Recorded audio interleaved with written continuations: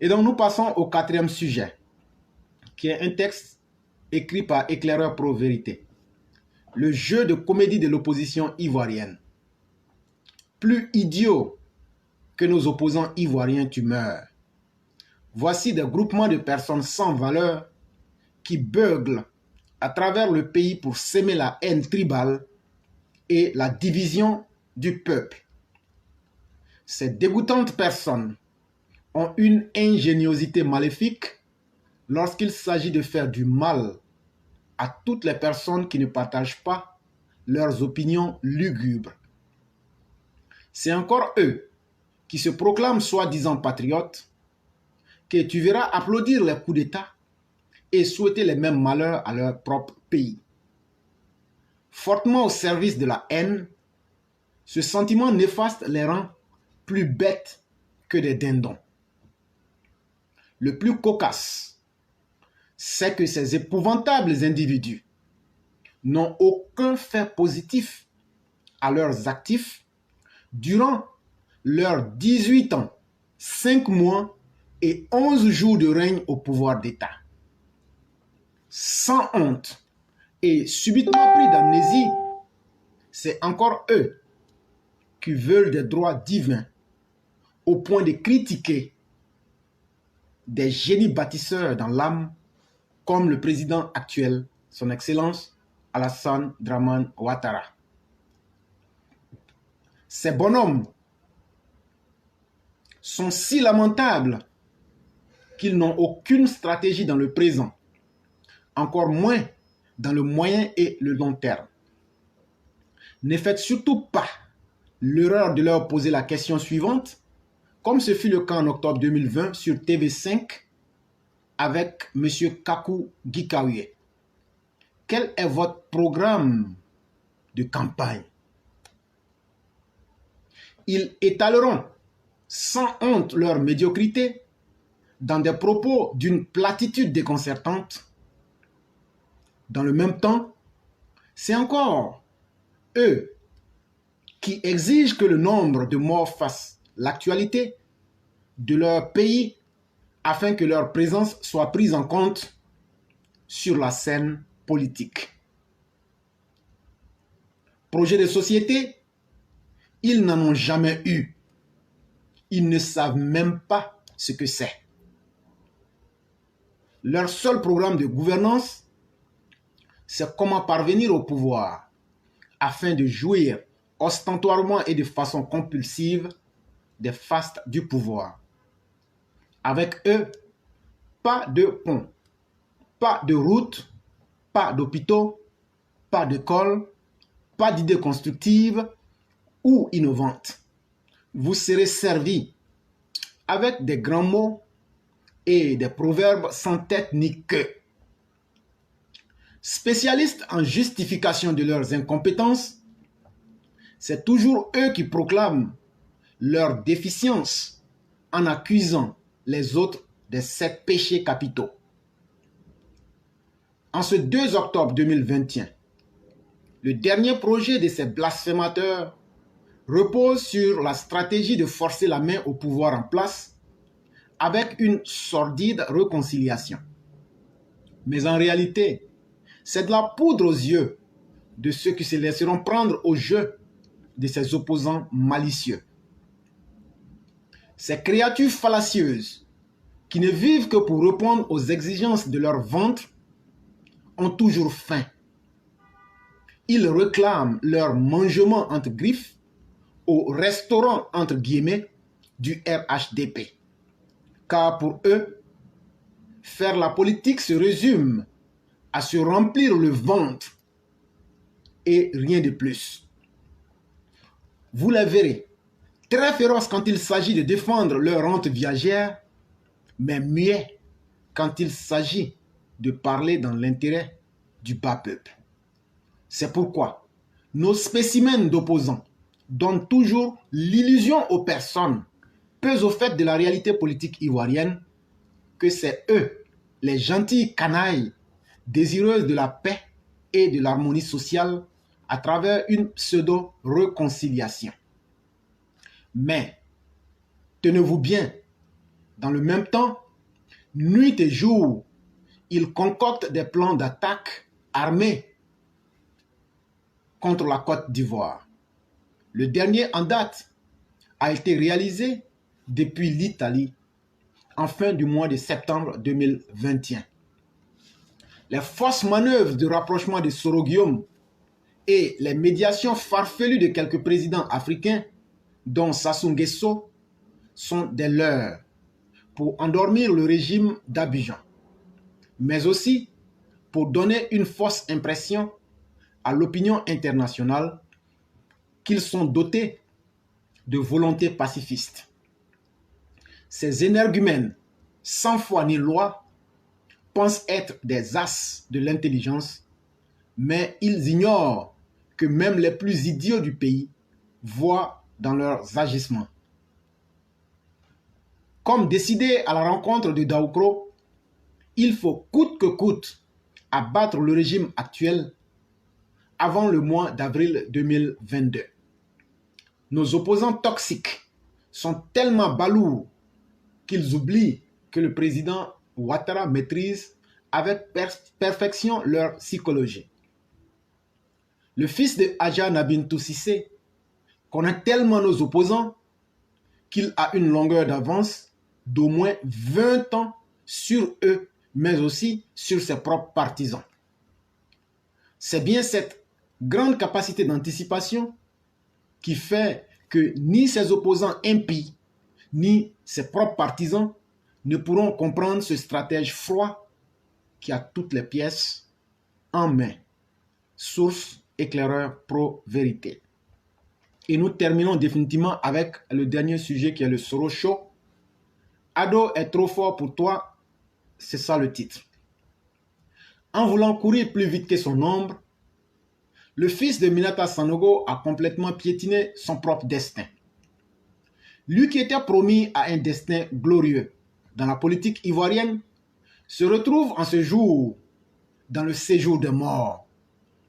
N'ayant pas eu sa pièce de monnaie sous la langue, il se retrouve à errer dans le vide d'un exil volontaire qui risque d'être sans fin. En effet, notre jeune immature paye ainsi les conséquences de ses caprices. D'abord, il voulut tuer son maître alors qu'il n'avait pas encore reçu toute la formation nécessaire. Secondo, entouré par des vautours affamés, ceux-ci avaient fini par convaincre Anselmo Brouillon qu'il serait l'homme providentiel de toute une génération. Hélas, ces mauvais conseillers enflèrent l'ego du forcené à tel point qu'il fit la fatale erreur de quitter son tabouret entre guillemets. Tertio, notre ritualiste, avait eu la mauvaise inspiration de penser que la goujaterie, les attaques verbales et ses violentes sorties armées auraient eu raison du fils de Kong.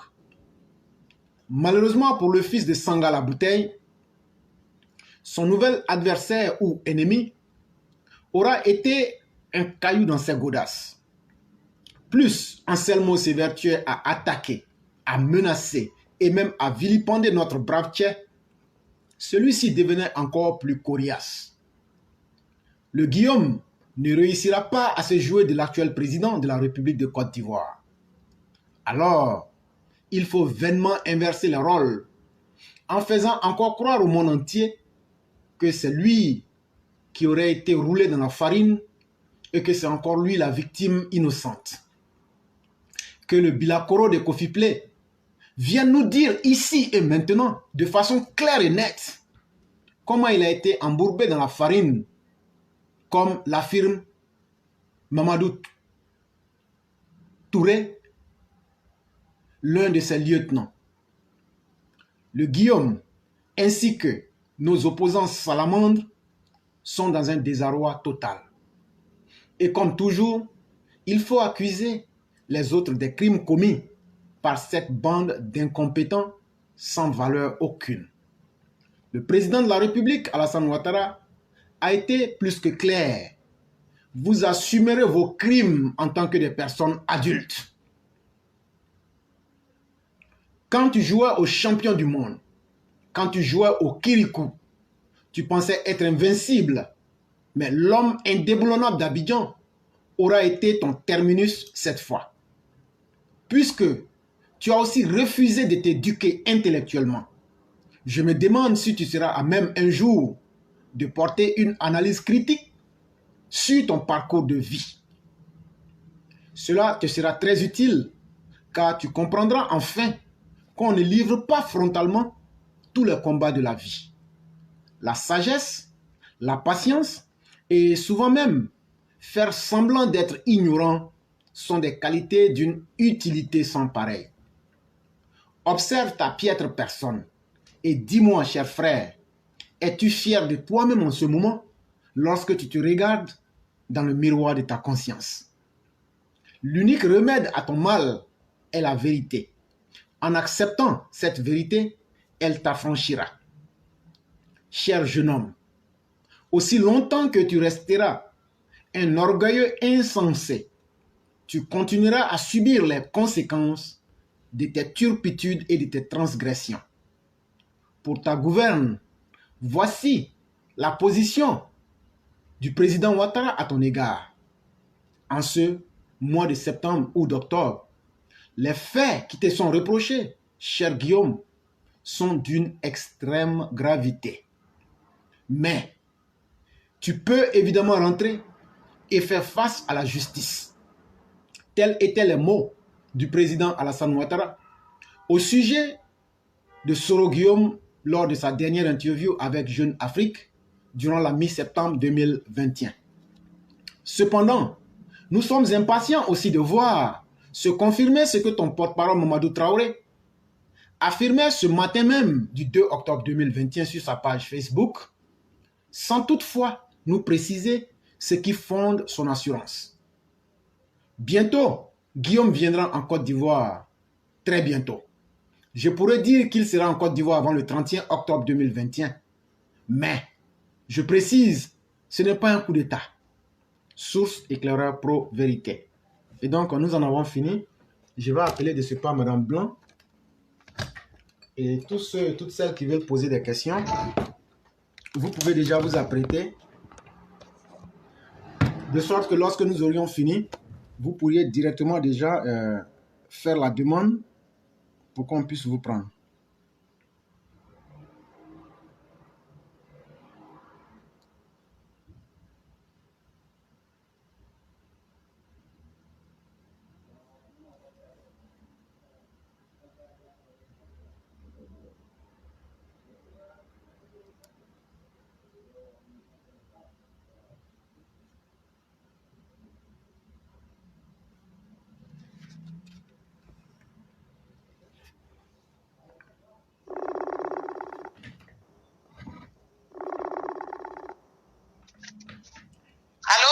Bonsoir, Madame Blanc. Bonsoir, éclaireur. Comment allez-vous? Comment allez-vous? Très bien. Et le week-end, ça se passe bien, j'espère?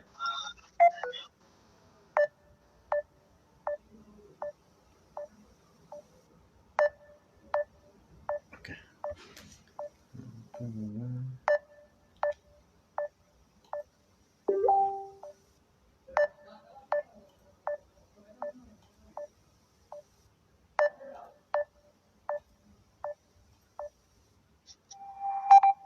Allô? Oui, allô? Je vais vous laisser la parole. Allô? Oui? Oui. Ok. Ok. Donc, ce soir,